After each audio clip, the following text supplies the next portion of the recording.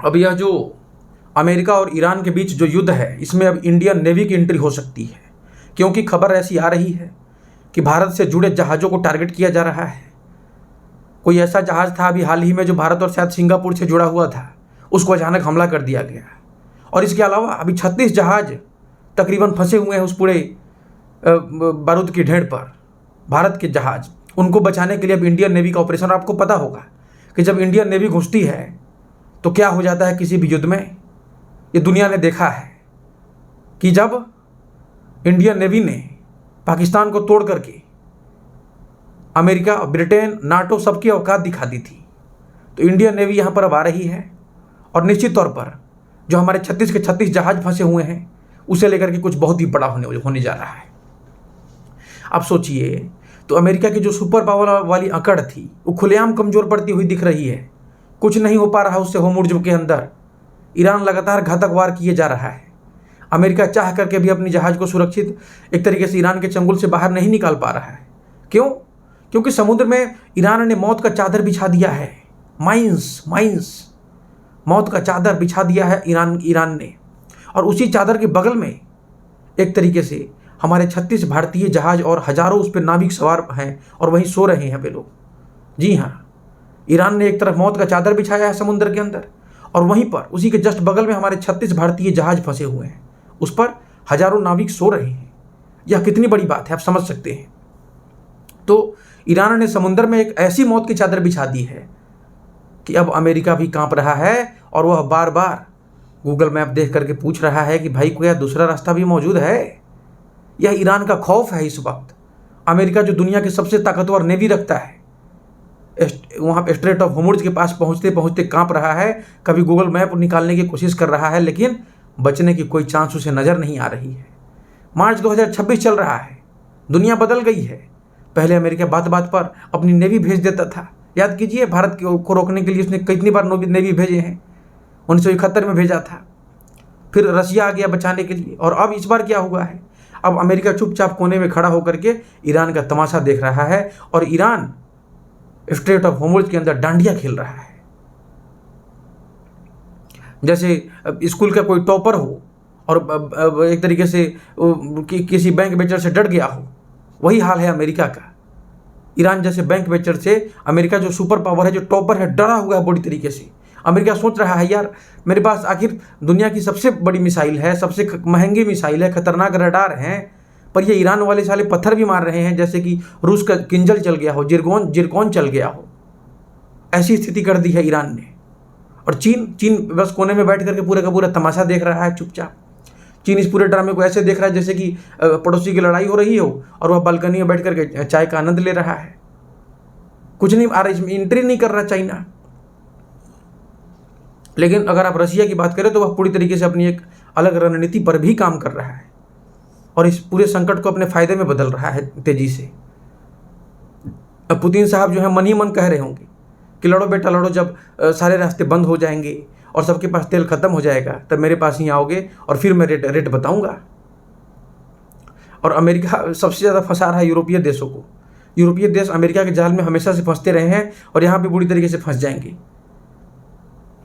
और सच बताऊं तो अगर जियो पॉलिटिक्स को अगर आप समझेंगे तो यहाँ पे साफ साफ दिख रहा है कि जहाँ तेल है वहाँ पे अमेरिका घुस जा रहा है, जहाँ पर गैस है वहाँ भी घुस रहा है, लेकिन वहाँ पे ज़्यादा रूस का प्रेजेंस है गैस के मामले में।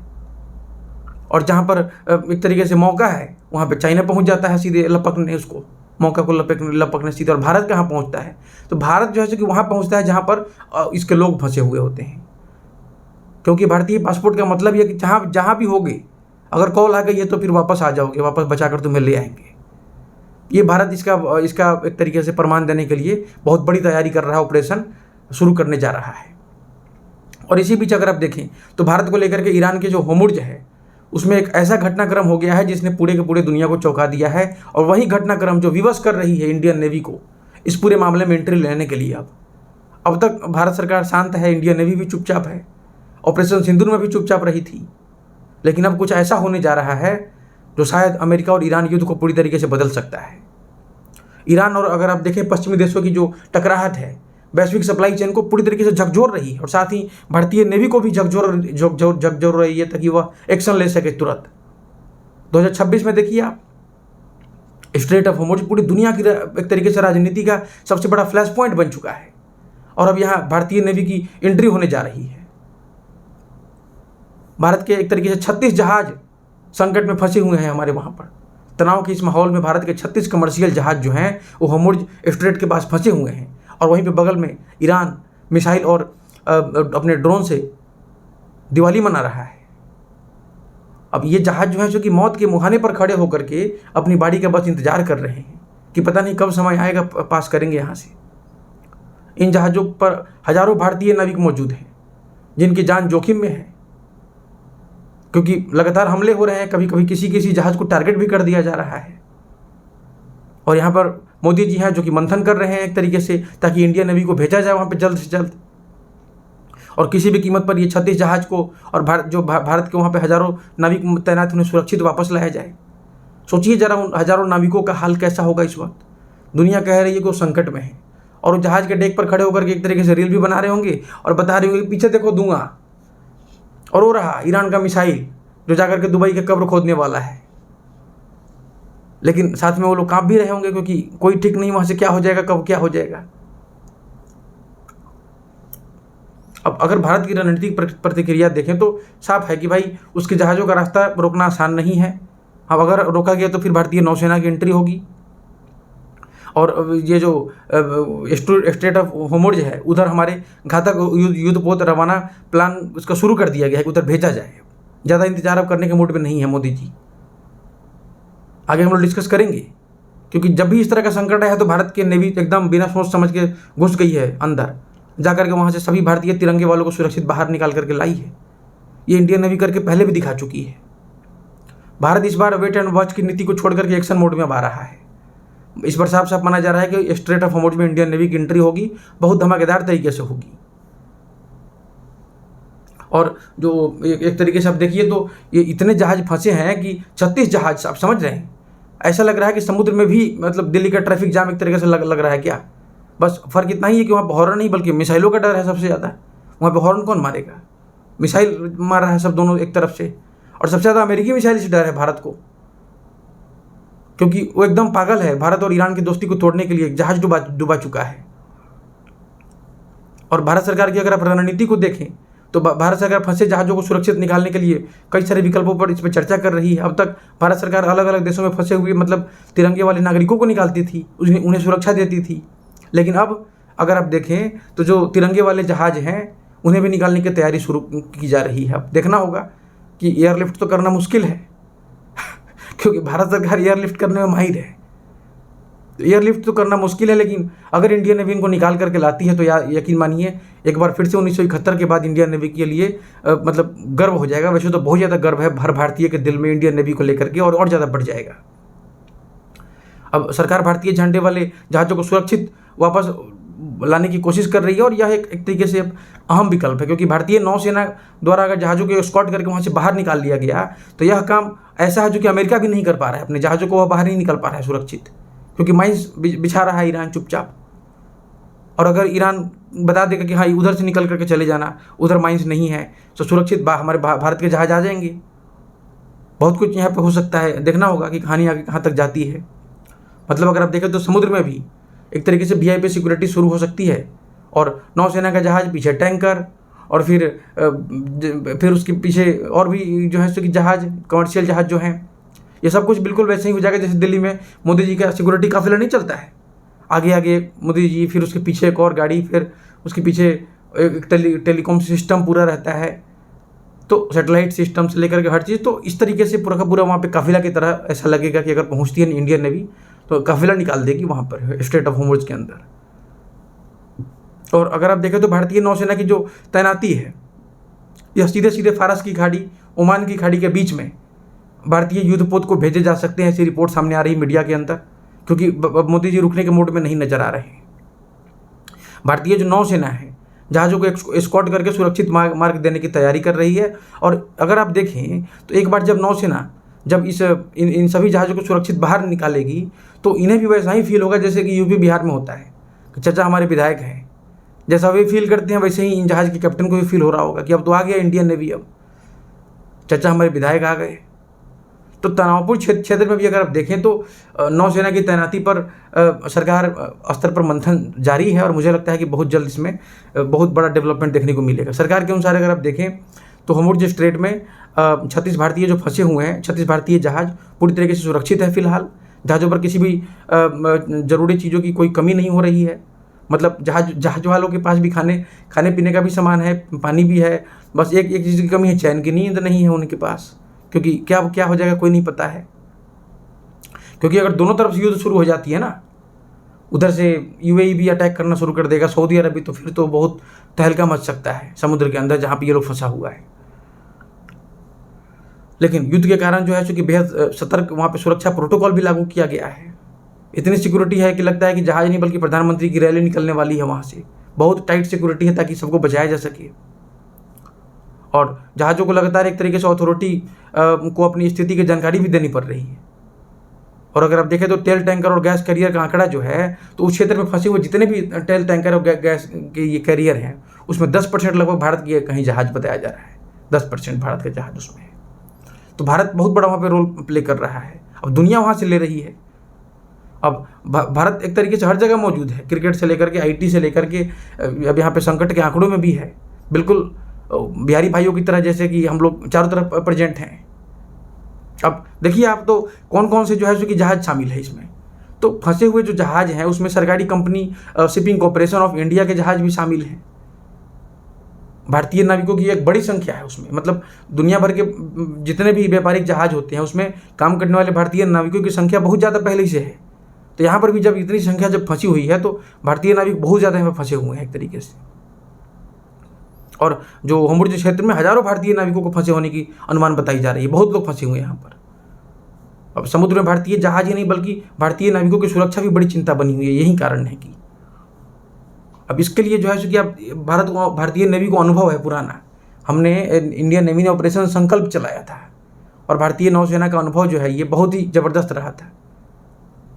होर्मुज़ संकट में नौसेना भेजना भारत के लिए नया नहीं होगा। जो अभी संकट पैदा हुआ है वहाँ पर ईरान और अमेरिका के कारण, भारतीय नौसेना पहले भी ऐसी हाई सिक्योरिटी ऑपरेशन समुद्र में चला चुकी है। 19 जून 2019 को भारतीय नौसेना ने ऑपरेशन संकल्प लॉन्च किया था और इसमें ऐसा तहलका मचाया था कि मत पूछिए। ऑपरेशन संकल्प सुनते ही ऐसा लग रहा है कि मोदी जी फिर इस बार घर में घुसकर मारने वाले हैं, और कुछ वैसा ही हुआ था इंडियन नेवी के द्वारा।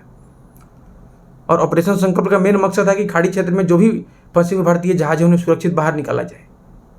भारत की खासियत भी यही है कि अपने लोगों को कहीं भी छोड़ते नहीं हैं, चाहे ज़मीन हो, समुद्र हो, पताल हो, कहीं भी हो, घुस करके उसको ढूंढ करके लाते हैं।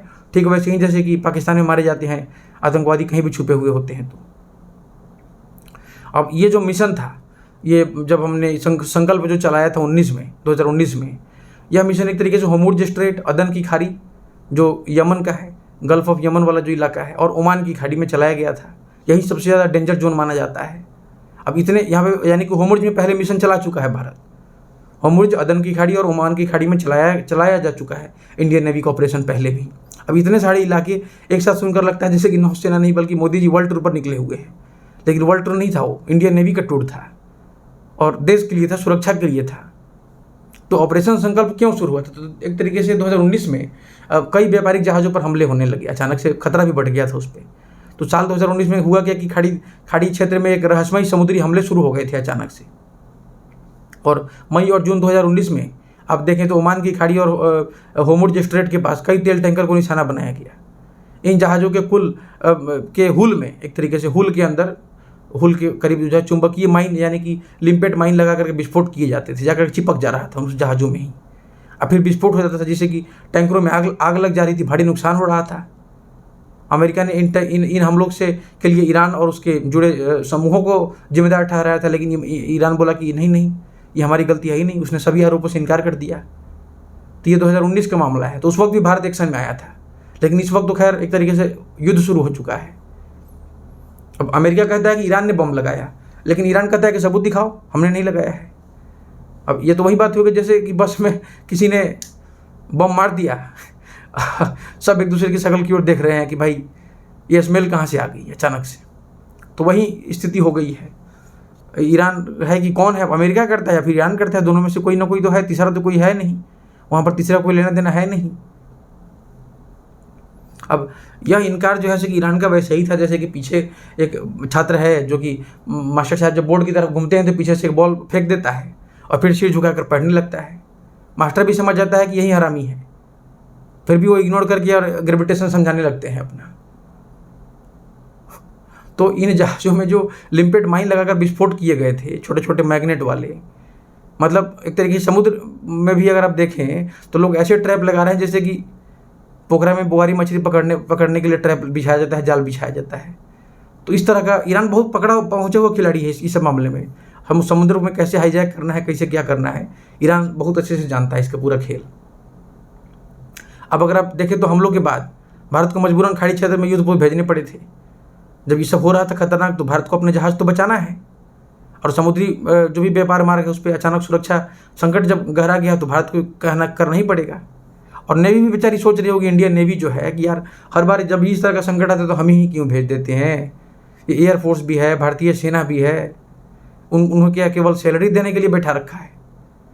उधर से एयरफोर्स वाले भी जवाब दे रहे होंगे कि भाई ऑपरेशन सिंदूर में तेरा भूत गया था क्या नेवी, तुम कहाँ सो रहे थे उस वक्त। और तभी फिर नेवी का रिप्लाई आता होगा कि भाई उस समय तो हम सिर्फ मीडिया में आए थे, अगर सच में आ गए होते तो 1 घंटे के अंदर ही कराची खत्म हो गया होता। और ये बात सच है, इंडियन नेवी की जो ताकत है पूरे देश उसको सैल्यूट करता है। और यहाँ पर भी पूरे समुद्र का एक तरीके से रक्षा इनके ऊपर जिम्मेदारी रहती है। वहाँ के समुद्री लुटेरे भी सोचते होंगे कि भाई इंडियन नेवी से पंगा एकदम लेना जैसे कि खेल खत्म, क्योंकि ये वही लोग हैं जो 1971 में मार के पाकिस्तान की आँख कर दिए थे। समझ गए ना, आप समझ रहे होंगे। अब उस वक्त जो है अगर आप देखें 2019 में, तो भारत ने INS तलवार को तैनात किया था, और ये भारतीय नौसेना का एक तरीके से स्टील्थ फ्रिगेट है INS तलवार, जिसे कि खाड़ी क्षेत्र में तैनात किया गया था उस वक्त। और इसका नाम भी अब ऐसा है कि दुश्मन पहले ही डर जाएगा। कल तलवार सुनते ही लगता है कि बहस नहीं होगा, अब मोदी जी आ चुके हैं, सीधे एक्शन होगा ऐसा। तो INS तलवार जो है लंबे समय तक खाड़ी क्षेत्र में लगातार ऑपरेशन करता रहा और सफल ऑपरेशन किया, यानी कि दुश्मनों की आँख खोजता रहा कहाँ कहाँ है। और खाड़ी क्षेत्र में अगर आप देखें तो भारतीय जहाज़ों की सुरक्षा की जिम्मेदारी INS तलवार ने ही संभाली पूरी तरीके से। ज़बरदस्त ऑपरेशन हुआ जिसमें कि भारतीय नौसेना की सुरक्षा में रोज़ वहाँ से औसतन तकरीबन 16 भारतीय जहाज़ सुरक्षित निकाले गए थे। रिकॉर्ड एक तरीके से। अब इतने सारे जहाज़ अगर रोज़ निकाले जा रहे थे, ऐसा लग रहा था कि फरीदाबाद जो है ना प्लेटफॉर्म, वहाँ से संपर्क क्रांति निकल रही है, धनाधन उसके जो डब्बे हैं सब पार हो रहे हैं ऐसे। तो इंडियन नेवी का यही है, जब रहेगी तो ट्रैफिक खुल जाता है अचानक से। इंडियन नेवी का होना बहुत ज़्यादा इंपॉर्टेंट है पूरे समुद्र के इलाके में, और guardian of the Indian ocean जो है, चूँकि वास्तव में इंडियन नेवी ही है, अरब सागर से लेकर के पूरा क्षेत्र तक। और भारतीय नौसेना की ने मतलब खाड़ी क्षेत्र में व्यापक एक तरीके से जहाज़ों के एस्कॉर्ट कर करके और उस वक्त सुरक्षित निकाला था उतनी कठिनाई के समय में। आज अमेरिका नहीं निकाल पा रहा है अपने जहाज़ों को होम ओर्डर से बाहर, निकाल कर दिखाया कि भी केवल बयान दे रहा है कि निकाल लेंगे, कर लेंगे, लेकिन उसको हिम्मत नहीं हो रही है। अब हुती विद्रोहियों के जब हमले हुए तो उस वक्त भी भारतीय नौसेना हमेशा से सक्रिय रही है, और हुती भी कांपते रहते हैं भारतीय इंडियन नेवी से। अमेरिका से नहीं डरते हैं वे लोग, लेकिन इंडियन नेवी से उनकी हालत ख़राब रहती है, क्योंकि इसका चप्पा को पता है कहाँ पे छुपा है, कौन क्या है, सब पता है। इंडियन नेवी को ढूंढ करके निकाल लेगी। जो भारतीय व्यापारिक जहाज हैं, चाहे भारतीय नाविक की सुरक्षा के लिए बड़े ऑपरेशन चलाती है इंडियन नेवी हमेशा से। और अगर आप देखें तो लाल सागर और आसपास के सभी इलाकों में भी भारतीय नौसेना ने कई बार सुरक्षा अभियान चलाए हुए हैं। अब देखिए, जो डाकू थे, ये सोमालिया के समुद्री डाकू, इन्होंने भारतीय जहाज़ों की सुरक्षा के कई सारे ऑपरेशन किए हैं,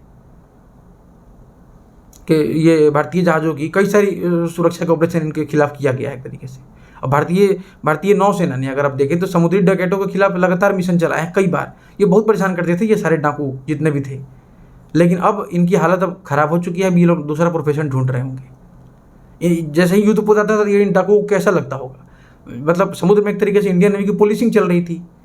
फर्क बस यही था कि पुलिस की जीप नहीं थी, वहाँ पर युद्धपोत थी जो समुद्री डकैतों को एक तरह दूर से ही दबाने की काबुलियत रख रही थी। और अगर आप देखें तो समुद्र में जो भारतीय जहाज थे और भारतीय नागरिकों की जो सुरक्षा थी हमेशा प्राथमिकता रही है उसको। किसी भी ये सारे सोमालियाई डाकू जो थे, पहले आप सुनते थे ना, बहुत सारे हैं, अब एक भी खबर उबर का नहीं आता है। अब ये सारे सोमालियाई डाकू जो हैं, इन्होंने अब जब से भारतीय नौसेना का जलवा देखा है, उन्होंने अपना प्रोफेशन बदल दिया। अब न्यूज़ में भी नहीं आते हैं, ये खबर भी नहीं बनती है इन पर, क्योंकि सारे प्रोफेशन बदल चुके हैं। अब इनका खेल खत्म हो चुका है। अब स्ट्रेट ऑफ हॉर्मुज को लेकर के ईरान ने साफ साफ कहा है कि पूरी तरीके से बंद नहीं किया गया है। ईरान के अनुसार जो है सो ये जो स्ट्रेट है एक तरीके से अमेरिका, इजराइल, यूरोप और पश्चिमी सहयोगियों के लिए बंद है। सोचिए कितना खतरनाक ले रहा है, सारे खतरनाक नाम है ये जितने भी लिस्ट है ये। अब इतनी खास लिस्ट है, लगता है कि जैसे कि क्लब का बाउंसर खुद क्लब के मालिक को बोल रहा हो कि भाई तुम्हारा नाम गेस्ट लिस्ट में है ही नहीं, टिकट दिखाओ। तो समझिए तो कितना बड़ा पंगा ले रहा है ईरान, आप समझ सकते हैं। सारे एक साथ इन सबसे युद्ध शुरू करने की कोशिश कर रहा है। तो ईरान का दावा भी साफ है कि भाई पड़ोसी देशों के जहाज़ों को निशाना नहीं बनाया जाएगा। ईरान ने साफ कर दिया है कि जो भी पड़ोसी देश, भारत भी उसका पड़ोसी देश है एक तरह से, और उधर जो सामने देश है वो सब उसका पड़ोसी है, लेकिन उसके टारगेट पे कौन है नाम बता दिया। और रायसीना डायलॉग में भी ईरान के लोग पहुंचे हुए थे। ईरान के जो उप विदेश मंत्री हैं वो नई दिल्ली में पहुंचे और रायसीना डायलॉग के दौरान ही उन्होंने कहा कि होर्मुज जो है पूरी तरीके से बंद नहीं है, होर्मुज स्ट्रेट पूरी तरीके से बंद नहीं है।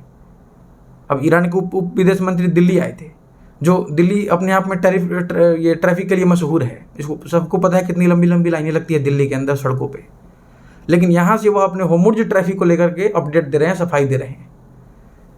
ठीक है, मतलब ठीक वैसे ही है कि जैसे कि एक चोर दूसरे चोर से जेल में जब मिलता होगा पहली बार तो सफाई दे रहा होगा कि मैंने तो कोई बैंक नहीं लूटा है प्यार, हम तो बस मुंबई लोकल में पॉकेट मार रहे थे, पकड़े गए। तो यही हाल है यहाँ पर। अगर आप देखें तो अब यहाँ पे देखिए कि भारत सरकार के जो सूत्र हैं वो बता रहे हैं कि ईरान ने भरोसा दिया है, ईरान ने वादा किया है कि फारस की खाड़ी में पड़ोसियों को निशाना नहीं बनाया जाएगा। ये भारत का साफ साफ बात है। लेकिन अब इस भरोसे में जो फंसे हुए जो भारतीय जहाज़ हैं उनको कितनी राहत मिलेगी, यही सबसे बड़ी सवाल है। बताया जा रहा है कि राहत मिल रही है इससे, लेकिन फिर भी आप अमेरिका पर भरोसा नहीं कर सकते, वो मार देगा, बोलेगा कि ईरान नहीं मारा। अब हम कैसे खोजेंगे, क्या करेंगे, कहाँ से कौन है, पता तो चल जाएगा हालांकि, लेकिन सतर्क रहना होगा क्योंकि भारतीय जहाज पे हमले हो रहे हैं लगातार। यहाँ पे इंडियन नेवी को रहना होगा, स्क्वाड करना होगा, सुरक्षित उनको निकालना ही पड़ेगा क्योंकि बहुत बड़ी संख्या है। अब उम्मीद है कि भारतीय जहाज जो है चूँकि होर्मुज से सुरक्षित गुजरेंगे अगर ईरान की तरफ से पूरे तरीके से परमिशन मिल जाती है। ईरान भरोसा दिया है कि भारत को कुछ नहीं होगा, यानी कि अब भारतीय जहाज के कप्तान को एक तरीके से सिर्फ हवा में तिरंगा लहराना होगा और उनका बायोमेट्रिक स्कैन जो है अपने आप हो जाएगा और ईरान के मिसाइल उन्हें बकस देंगे। तो ईरान तो दे देगा गारंटी। ईरान, रूस, चीन ये सब एक ग्रुप है। कहने के लिए भले हम लोग दोनों तरफ हैं, रसिया और अमेरिका, लेकिन ज़्यादातर हम लोग रसिया की तरफ ही हैं और इधर ही हैं हम लोग। ठीक है, सच्चाई यही है।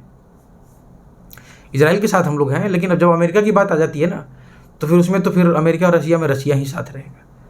और रसिया इस वक्त पूरे तरीके से ईरान के साथ खड़ा है, तो भारत भी बाई डिफ़ॉल्ट ईरान के साथ ही है। इजराइल के साथ भी हम हैं, लेकिन अमेरिका के खिलाफ हैं। तो ये बहुत अच्छा समीकरण है जिसका कि वोटिंग में भी कई बार दिखा है यूएन के अंदर, फिर आलोचना करने में भी भारत दिखा चुका है। इजराइल के स्ट्राइक को हम जल्दी आलोचना नहीं करते हैं, लेकिन अमेरिका स्ट्राइक को हम लोग कर देंगे क्योंकि सीधे रशिया को सिग्नल दे रहे हैं हम लोग। रशिया भी खड़ा रहता है, रूस भी खड़ा रहता है हमेशा, इसलिए तो ये बहुत इंपॉर्टेंट बात है। और फिर मिलते हैं हम लोग अगले एक नए वीडियो में और भी अच्छे अपडेट्स के साथ। धन्यवाद, सपोर्ट करें।